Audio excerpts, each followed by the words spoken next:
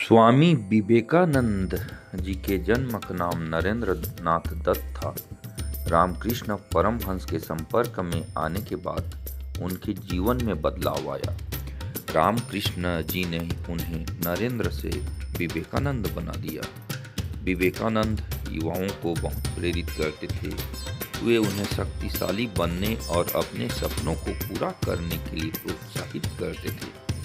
उनका मानना था कि युवा देश के भविष्य हैं और उन्हें अपने देश की उन्नति के लिए काम करना चाहिए। विवेकानंद ने शिक्षा को जीवन का सबसे महत्वपूर्ण हिस्सा माना। उनका मानना था कि शिक्षा के माध्यम से ही समाज और देश को बेहतर बनाया जा सकता है। हमें हमेशा कुछ न कुछ सीखते रहना चाहिए। विवेकानंद कर्म योग के सिद्धांतों में विश्वास करते थे। वे कहते थे, हमें बिना फल की चिंता किए अपना काम करते रहना चाहिए। उन्होंने हमेशा निस्वार्थ सेवा की बात की। विवेकानंद ने पश्चिमी देशों में भारतीय दर्शन और संस्कृति का प्रचार किया।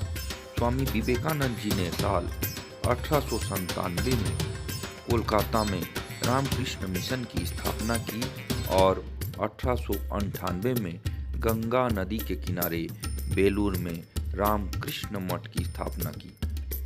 11 सितंबर 1893 को अमेरिका में धर्म संसद के आयोजन में स्वामी विवेकानंद ने अपने भाषण में हिंदी में कहा, अमेरिका के भाइयों और बहनों, उनके यह कहते ही आर्ट इंस्टीट्यूट ऑफ शिकागो में पूरे 2 मिनट तक तालियां बजती रहीं।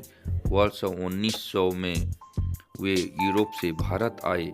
4 जुलाई 1902 को बेलूर मठ कलकत्ता में उन्होंने अंतिम सांस ली। स्वामी विवेकानंद के कुछ विचार। उठो, जागो और तब तक मत रुको जब तक तुम अपने लक्ष्य को नहीं प्राप्त कर लेते।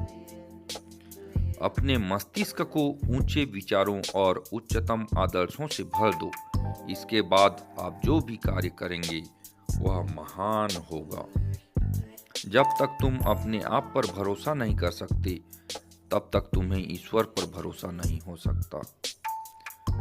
आगे उन्होंने अपना विचार रखे हैं।